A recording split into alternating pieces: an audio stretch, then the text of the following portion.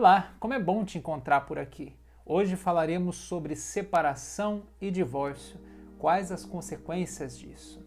Se você está passando por problemas no seu relacionamento e pensando em se separar, ou se já se separou e divorciou e não está conseguindo recomeçar a vida, fica até o final deste vídeo, eu tenho certeza que eu vou poder te ajudar. Este vídeo é uma sequência da série Problemas do Relacionamento Conjugal. Se você ainda não assistiu os outros dois vídeos, já deixa anotado para você assistir depois desse. E se você ainda não é inscrito no meu canal, aproveita agora, já se inscreve aqui, deixa o seu like. Assim, a plataforma entende que o meu conteúdo é relevante e entrega para mais pessoas. E se esse conteúdo fez sentido para você e te ajudou, por favor, compartilhe ele nas suas redes sociais. Me ajude a propagar essa mensagem adiante. Bom, dando início a esse tema delicado, mas necessário de se falar, eu tenho uma pergunta para te fazer. Por que você acha que tantos divórcios estão acontecendo? Ou fui traída, ou eu traí, eu devo me divorciar? Essas e outras questões eu pretendo responder aqui neste vídeo. E para começar, eu gostaria de trazer a reflexão do Evangelho de Jesus escrito por Mateus, no capítulo 19, do versículo 3 ao 9, que vai dizer assim: Alguns fariseus aproximaram-se de Jesus para experimentá-lo e perguntaram: É permitido ao homem despedir de sua mulher por qualquer motivo? E ele respondeu: Nunca lestes o que Deus, o Criador, desde o princípio, os fez homem e mulher e disse: Por isso deixará pai e mãe e se unirá à sua mulher, e os dois formarão uma só carne? De modo que eles já não são dois, mas uma só carne. Portanto, o que Deus uniu, o homem não separe. Então perguntaram: Como então Moisés mandou dar atestado de divórcio e despedir a mulher? Jesus respondeu: Moisés permitiu despedir a mulher por causa da dureza do vosso coração. Mas não foi assim desde o princípio. Ora, eu vos digo, quem despede sua mulher, fora o caso de união ilícita, e se casa com outra, comete adultério. Bom, diante dessa leitura em que o próprio Jesus nos falou, é necessário destacar alguns pontos principais, sendo o primeiro deles é que o casamento foi criado por Deus e não foi feito para acabar, a não ser em caso de morte de um ou dos dois cônjuges. Ou seja, Deus quer fazer parte do seu relacionamento conjugal, como eu falei nos vídeos anteriores, mas a escolha, a decisão de se unir a essa pessoa não foi dele, foi sua, ou seja, é sua responsabilidade e a do seu cônjuge de fazer com que esse casamento dê certo. O problema é que muitas pessoas não entendem a seriedade dessa decisão e, por falta de maturidade espiritual e emocional, acabam criando e vivendo problemas demais. E aí o que nos leva ao segundo ponto. O divórcio só foi permitido por lei, escrito por Moisés, por causa da dureza dos corações das pessoas. Você sabia que os índices de separação, divórcio e violência doméstica triplicaram nesse período de pandemia? Isso é um sinal claro da falta de maturidade das pessoas. Ao invés de elas se arrependerem dos seus erros, pedirem perdão, se reconciliarem e juntos buscarem se corrigir e se ajudar para enfrentar junto as dificuldades, preferem um culpar o outro e acabam achando que se separar é o melhor caminho. E é aí que Jesus nos faz refletir o terceiro ponto. O divórcio só pode ser feito motivado por relação ilícita, e nesse contexto entende-se que é o adultério. Fora isso, caso eles se separem, se divorciem e um ou outro se relacione novamente com outra pessoa, estarão cometendo adultério. Aqui também eu quero colocar um adendo à primeira carta de Paulo aos Coríntios, no capítulo 7, versículo 15, que vai dizer: se o descrente quiser se separar, que se separe. Ambos não ficam vinculados, nem o irmão e nem a irmã, pois Deus vos tem chamado à paz. Em outras palavras, os motivos pelos quais um casal pode se separar segundo a palavra de Deus é de se houver traição, o adultério, ou se uma das partes acredita em Deus e a outra parte não, como seu único e suficiente Salvador. E quando se entende sobre paz, subentende-se a questão da violência, ou seja, violência doméstica não é só motivo de divórcio, mas também é crime, então deve ser denunciado sim às autoridades competentes. Talvez você possa me perguntar assim: Neto, então se acontecer uma dessas três situações, eu devo me divorciar? presta atenção no que eu vou te dizer.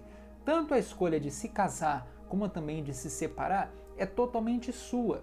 A questão principal é que se antes de tudo você e o seu cônjuge tivessem se alinhado lá no começo, tivessem identidade clara de quem é cada um, ter ajustado os seus costumes, os seus valores, as famílias e todos esses detalhes, muito provável que os problemas que vocês estão tendo hoje não aconteceriam, porque problemas no casamento eles vão surgir, mas se vocês tivessem ajustado essa base lá atrás, hoje não estaria sendo afetada. E falando diretamente em base, muitas pessoas comentam assim: ah, mas é claro, ele não me dava mais atenção, ela só me maltratava. E aí a pessoa começa a ter uma conversa paralela, se envolve com outra pessoa, fica vendo vídeos obscenos, troca mensagem, fotinha.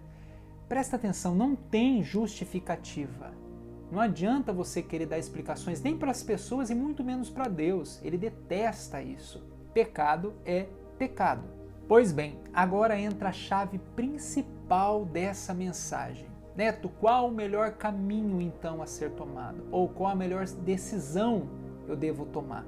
Na minha opinião, de experiência de vida e de aprendizado, o melhor caminho é uma junção de 4 passos. Anota aí. Primeiro deles, reconhecer os seus erros e os seus pecados. Segundo, arrepender-se de todo o seu coração. Terceiro, pedir perdão e se perdoar também.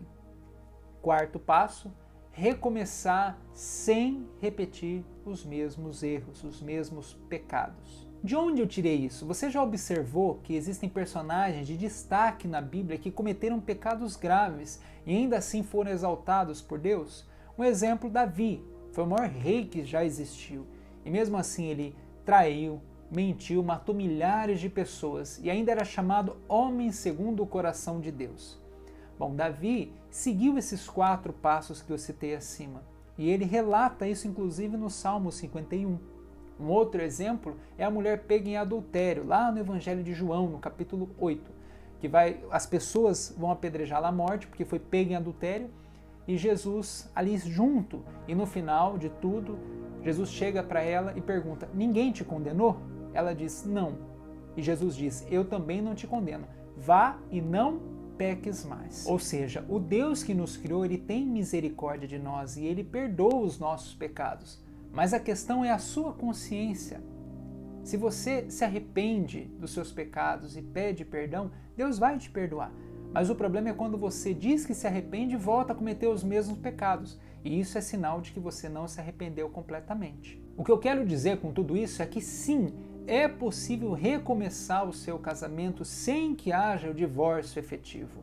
Existem muitos casais que passaram por problemas como adultério ou outros problemas e que decidiram seguir esses 4 passos e fortaleceram o seu casamento. Agora, se mesmo assim você passou por uma dessas 3 situações que permitem o divórcio, segundo a palavra, e vocês efetivamente decidam se divorciar, então que cada um siga o seu caminho e possa recomeçar de cabeça erguida. O problema que eu preciso deixar claro aqui é que uma decisão de divórcio não é tão simples quanto pensa, inclusive em relacionamentos de longa data. O que vem depois disso é uma situação semelhante a um luto, em que a pessoa sofre para recomeçar. Existem algumas pessoas que não conseguem se relacionar novamente e quando se relacionam com outra pessoa, acaba atraindo aquele comportamento muito parecido com o cônjuge anterior. E isso é um sinal de que está repetindo um padrão.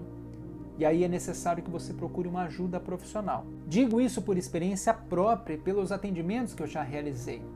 Lembre-se do que eu vou te dizer. A palavra de Deus não pode ser manipulada conforme os desejos do seu coração. Em outras palavras, não adianta você querer dar um jeitinho para querer justificar continuar com os mesmos erros. Agora você sabe o caminho. Você tem todo o direito de errar e pecar. Porém, você pode seguir os 4 passos e viver em paz. Espero que você tenha gostado desse conteúdo. Se fez sentido para você, por favor, compartilhe ele na sua rede social. Talvez existam pessoas próximas a você que estejam passando por problemas no relacionamento e essa mensagem pode ajudá-las também. E eu declaro em nome de Jesus que o seu casamento seja abençoado, que vocês tenham sabedoria divina para reconhecer os seus erros, se arrepender, se perdoarem e recomeçarem, e que esse casamento, essa união, seja cada vez mais enraizada no cordão de 3 dobras, que é Jesus Cristo. E que o fruto disso seja uma construção de uma família muito abençoada, em nome de Jesus. Amém.